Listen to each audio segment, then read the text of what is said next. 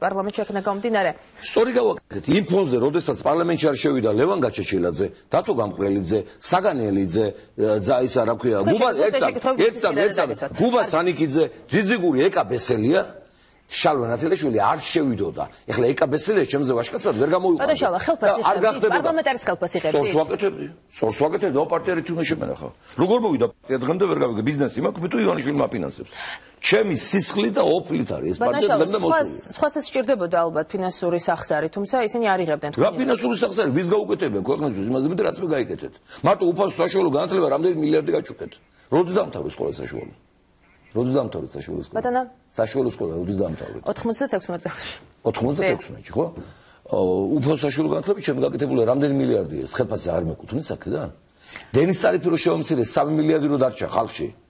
ეს ვინ და ამის საზღაურად იღებდით? არა, ხელფასი არ უნდა, ხო? ეხლა იქნება დაწეროთ ფაქტურაში რა წყალი დავლე. თქვენ არ იყავით კანონმდებელი და ხელფასი იღებდით. ანუ სად არ ვიყავი კანონმდებელი? ხალხმა მიამრიჩია პარლამენტში და არა ნაც მოძრაობა იმაზე უმრავლესობით რომ გაიფორმეს.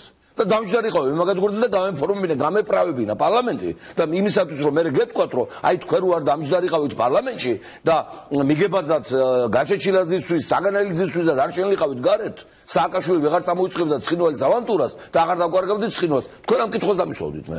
და სწორი იქნებოდა. ბატონ შალვა, თუმცა თქვენ არ დადიოდით პარლამენტში, თუმცა ხელფასი იღებდით და ეს ხალხში იყო ესეთი. მოიცა, უნდა დამეტოვებინა სააკაშვილისთვის ხელფასი? კარგით, ბატონო. ხალხში რა იყო, ვერ გავიგე, ხალხი მიგზავნოს ხელფასის აღებას? აი ვინც ამას მიგზავნოს, ხო ის არ არის ხალხი. ბატონ შალვა, თქვენ საქმეს არ აკეთებთ. თქვენ არ ასრულებდით კანონმდებლის ფუნქციას. რომელი კანონმდებელი? ბუნებრივია რომ ხალხში გაჩნდა აზრი და შეკითხვა, რატომ ხდებოდა ესე? ივანიშვილის პრეს-ცენტრიდან ხო არ მოდიხართ ხალხო? ბატონ შალვა, ვერ გავიგე.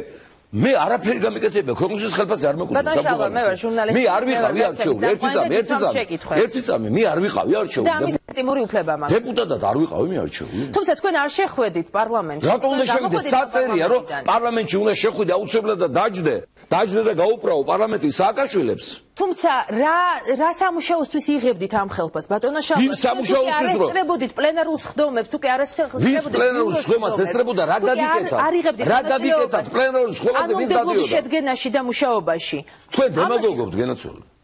კარგით, მე შეკითხებ. რამდენი კანონ პროექტი მაქვს? ერთ წუთი მალაპარაკეთ, თქვენ არ დინოთ მალაპარაკოთ. ჯერ მალოდინეთ 1 საათი ეზოში და თან დამშვით იმ დროს ბაქრაძე დამშვით პრაიმ ტაიმში და დამშვით იმ დროს როცა არავინ არ უყურებს ამაესტროს. ბატონ შალვა. ერთი წამი. ძალიან გთხოვთ დამშვით და დაწყნარდეთ რა. თქვენ მიგზავნოთ მე ხელფასის აღებას? თუ რა გაწუხებთ? მე ვსვავ შეკითხვას. რა შეკითხვას ვსვავთ? აი თქვენ რატო იღებთ 10000 ლარს ხელფასს? რა გაგიკეთებიათ ერისთვის? მე ვმუშაობ. მე არ ვმუშაობდი, ხო? არ ვატარებდი აქციებს და მიტინგებს სააკაშვილის სასახლესთან, ივანიშვილის სასახლესთან, ნაყოფიას სასახლესთან, არ ვებძოდი ამ ბანდიტებს, არ ვამხელდი ამათ, არ ვღვრიდი ოფს, არ ჩავდიოდი ამერიკაში, არ მოუწოდებდი ამერიკის მთავრობას სააკაშვილი მოეცლებინათ აქედან. ამის გამო იყო მე ივანიშვილი მოვიდა. საკანონმდებლო საქმიანობას არ ეწეოდით, ამაზე საუბარი. თქვენ არიცით, თქვენ პროვოკატორობთ. მე საკანონმდებლო ინიციატივები მაქვს შეტანილი აი იმ წლებში ზუსტად ხო რომ მედავებით ანაბრების დაბრუნებაზე, მიწების უცხოელებზე გაყიდვის აკრძალვაზე, რელიგიური გრძნობების დაცვაზე, ის რა ქვია საშუალო და წვრილი ბიზნესიდან საკასო აპარატების ამოღებაზე, უმაღლესი განათლების უფასოობაზე. ყველა ეს კანონპროექტი იდო აი აქ თქვენ რო ყავდათ ახლა ბაქრაძე მის მაგიდაზე და ყველა ჩაბლოკა და ჩააგდო. და თქვენ მე მედავებით იმას რაც ხომა დააშავეს. და ამის შემდეგ გინდა ობიექტური ჟურნალისტის სტატუსი გქონდეთ? მე მინდა გითხრათ ერთი რამ. მაესტრომ და კავკასიამ შეიტანა აუბედითი როლი ბიძინა ივანიშვილის მოყვანაში.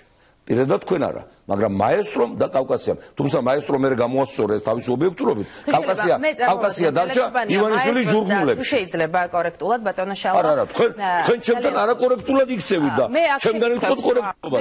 ეს გაუგებარია. ეხლა მე რო ისე დამეწყო, ერთი წამი, მე რო ისე დამეწყო ჭკუის დარიგება ჟურნალისტებისათვის, რასაც ივანიშვილი აკეთებს, თქვენ ანათემას გადამცემდით. ხო? ანათემას გადამცემდით. თქვენ მედავებით იმაზე ხელფასს რატო იღებდითო? ხელფასს ვიღებდი, იმიტომ ხელფასს ვიღებდი, იმიტომ რომ არჩეული ვიყავი დეპუტატად, გამოცხადებული მქონდა ბოიკოტი, იმიტომ რომ გააყალბა სააკაშვილმა არჩევნები და არ გაუправე. არა, ჩემი პოზიცია არ არის. საკანონმდებლო პოზიცია. ბატონო შალვა და შეურაცხყოფას აყენებთ ჟურნალისტებს და თქვენ მაყენებთ მე შეურაცხყოფას. სადაც თქვენ სტუმრად ხართ. და თქვენ მე მგონი მასპინძლებმაც არ უნდა მოგაყენო შეურაცხყოფა. ბატონო შალვა რაც ქვია, იჯდა შალვა რამიშვილად გადაღავენ მემაგინებ და დიana ტრაპაიძესთან ერთად. სამწუხაროა რომ კრიტიკული შეკითხვები არ უყვართ ხოლმე ზოგიერთ რესპონდენტს. მე გეუბნებით ხო რომ იყავით ელემენტარული ობიექტური ჩემს მიმართ. რატო არ კითხეთ ბაქრაძეს რამდენი მილიონეებს გადანახული მუთაკაში? მე რატომ ეკითხებით ხელფასზე?